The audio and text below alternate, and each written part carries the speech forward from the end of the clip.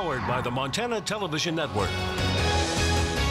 Montana This Morning continues on Montana's News Leader. With the effects of the shutdown showing, the president wants to meet with Democrats and Republicans at the White House today. I'm Tom Hansen. I'll tell you what it'll take to make Day 12 the final day of the standoff.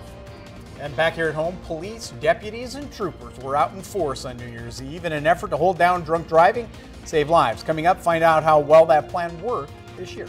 Pretty well, it turns out. Yeah. Thank you so much for joining us. I'm Missy O'Malley with Chet Lehman. Matt Elwell will have our forecast in just a moment. It is 6:30, and our top story for you now. President Trump has asked Democrats and Republicans to meet with him this afternoon to talk border security. Now nearing 2 weeks into the partial government shutdown, its effects are becoming more and more apparent. CBS's Tom Hansen has more this morning from New York. For the first time since the partial government shutdown began 12 days ago, President Trump is expected to meet with congressional leaders from both parties at the White House today. We have to have a wall as part of border security, and we're working on it. It'll be the president's first meeting with Democratic leaders since December 11th, when he said he'd be proud to shut down the government over border security. I will be the one to shut it down. I'm not going to blame you for it. It's unclear what will come from today's meeting. Presumptive House Speaker Nancy Pelosi expects to pass legislation to reopen the government tomorrow when Democrats take control. She noted in a letter to her colleagues that these bills contain no new wall funding. Last night, White House Press Secretary Sarah Sanders called Pelosi's plan a non-starter. Senate Republicans have said they won't pass anything that doesn't have the president's support. Government shutdown and how you can help. While lawmakers squabble in Washington, volunteers are picking up the slack where they can. These rock climbing guides at Joshua Tree National Park are cleaning the bathrooms. Not to mention we're about $400 out on cash buying toilet paper. Visitors to Golden Gate Recreation Area are taking out the trash. I understand that the park rangers aren't working today, so we figured, we had plastic bags on us, why not clean up this mess? But back in the nation's capital, the Smithsonian museums are closed until the shutdown ends. Tom Hansen, CBS News. Now, about 800,000 federal employees remain working without pay or furloughed until the shutdown is over. The largest federal employee union is suing the government, claiming that forcing employees to work without pay violates federal law. So more to follow on that for sure. Interesting stuff. For sure. Yep. Matt joins us now, a little bit warmer, but still kind of getting into that dry pattern. It's still dangerous. Yeah. Temperatures down into the teens for most of the area. The good news is we're not as cold as it was yesterday, and we don't have a lot of wind. Temperatures right now into the teens for most of the area. Not a ton of wind, so our wind chill down into the single digits. But our highs are going to build to near 30 degrees. I expect today to be on the drier side, and we'll continue with the drier conditions as we head into the weekend. We'll talk about any chances of snow and a look at your weekend forecast in just a few minutes. Thank you, Matt. 6:33 now on this Wednesday. A missing 10-year-old from Helena has been found. Missing and endangered person alert was issued on New Year's Eve for Gabe Mosse. Boy was described as white, 4 foot 2 inches, about 100 pounds, with brown hair, brown eyes. The alert was issued after he was last seen around 6 o'clock Tuesday night. Officials were concerned about the boy's disappearance because of the cold weather conditions. No details about the condition of the child other than that he has been safely located. And Montana drivers started the New Year's off right with very few drunk driving arrests. The Montana Highway Patrol reported 10 driving under the influences arrests on the state highways in a 24-hour period between New Year's Eve and New Year's Day.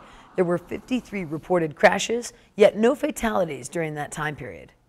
There's a lot of attention, public message about getting the message out about drinking and driving. We also have a lot of services to help people get home safely. That message seems to have been heard. Montana Highway Patrol reported 181 highway fatalities in 2018, and the agency is hoping that number goes down in 2019. In other news, friends and family of those who lost loved ones to suicide participated in a special flying lantern ceremony. There's some pictures we took with our iCam in Butte around 7 o'clock last night. Everyone who came was given a lantern. TN's John Amy tells us how families try to cope with the unimaginable grief brought by suicide. The flying lantern ceremony is a bit of light for those in dark times. It really warms your heart, and for those of us that have an emptiness inside, it somehow fills that void, if only for a short period of time. That void came to the Wheeler family on New Year's Day 2014 when their 15-year-old son, Jacob, took his own life. Grief in and of itself is very difficult, but suicide adds a whole nother dimension to grief.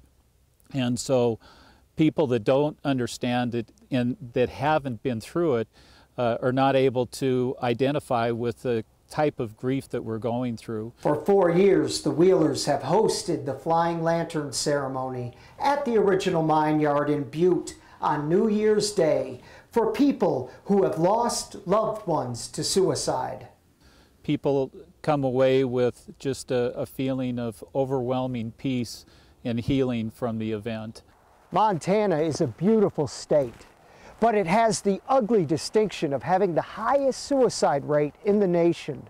And that's why organizers of this event say they want to bring awareness to suicide so that people can openly talk about the problem. And until we get to the point where people can talk about their mental health issues the same way they talk about diabetes or cancer or some other physical ailment, where there will always be that stigma attached. Healing through a little light. In Butte, John Amy, MTN News. Beautiful thing there. Yep. Really do enjoy that. Now, a wide variety of new state laws kicked into effect on New Year's Day. Yeah, they include laws on female representation in corporate America, minimum wages, voting rights for former felons, pets, hunting wardrobes, teaching kids handwriting, and alcohol. Jean Caceres has the details. 2019 rings in with bigger paychecks for some workers in at least 19 states that are increasing or adjusting their hourly minimum wages on or around New Year's Day. Workers from Maine to Missouri to Arizona will see bumps in their paychecks even as the federal minimum wage hasn't budged from $7.25 since 2009. Just as the 2020 political season kicks off, next week the state of Florida will restore the voting rights of former felons upon the completion of their sentences, excluding those convicted of murder and sexual offenses. Utah officially has the nation's lowest blood alcohol content standard for drunk driving, now at 0.05%. That's as little as 1 drink for most women and 3 drinks for most men to reach the new limit. Over in California, public-held corporations based in the state must have at least 1 woman on the board of directors by the end of the year. And by the end of 2021, corporations must have at least 2 or 3 female board members, depending on the size of the board of directors. Violations of this new law can be punishable by fines up to $300,000. Also in California, pet stores are no longer allowed to sell cats, dogs, or rabbits unless they come from animal shelters or nonprofit rescue groups. The Golden State is also home to a new law that gives pets more rights. No longer will the family dog and cat be treated by courts as physical property. Judges can now decide who gets custody of the family pet during divorce proceedings, based on what is in the best interests of the pets. Fashion-forward hunters in Illinois will now have another color option for their hunting wardrobe. The state becomes the 7th to expand the color options for hunting from the standard blaze orange to an equally bright blaze pink. And in the age of tweets and texts, the state of Ohio is going retro. Students there will now be required to learn how to write in cursive by the end of the 5th grade. Just some of the new laws Americans are waking up to this new year. Almost 39 now. So we're officially into the new year, and health and fitness may be one of your goals. And it's fairly easy to begin a new routine, but staying motivated is usually the hard part. MTN's Katie Alexander has some tips for sticking with it. We've all been there. After the indulgences of the holiday season, many people decide to start getting in shape again on January 1st. So I sat down with personal trainer Mallory McDowell to talk about how to start a new exercise routine and some tips on how to make that New Year's resolution last. I would definitely say start with one habit at a time. So just pick one thing to try to start out. So whether it's coming in the gym and trying a free orientation and having somebody show you, starting something at home like doing basic squats or a plank or various exercises like that. Or enlisting a workout buddy. So if you have somebody at work that they might be thinking about it too, so talk to your friends and family. You never know who might be wanting to start as well, and they're good for keeping you accountable as well.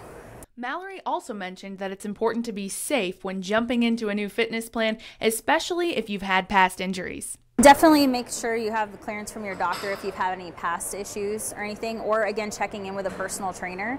A personal trainer can help you work towards specific goals and show you how to use machines properly to avoid hurting yourself. And one last thing to keep in mind before you hit the gym, take it one step at a time.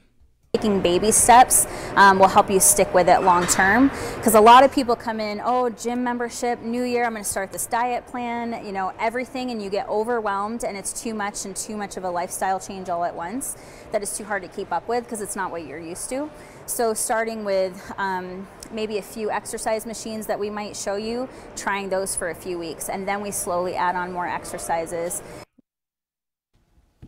It is time for a quick break here on your very chilly Wednesday morning. When we come back, we head down to the Sunshine State where a Florida girl fell into a rhinoceros exhibit at a zoo. We'll have that, but first let's check in with Nora O'Donnell, see what's coming up at 7 o'clock on CBS This Morning. Good morning. Ahead here on CBS This Morning, President Trump invites congressional leaders to the White House to talk about ending the shutdown. Democratic Congressman Jerry Nadler will be on set to discuss that, as well as his plans to investigate the president once his party takes control of the House. Plus, NASA makes history by visiting the most distant object ever explored by humans. We'll look at what the New Horizons probe could reveal about the origins of the solar system. We'll see you right at 7.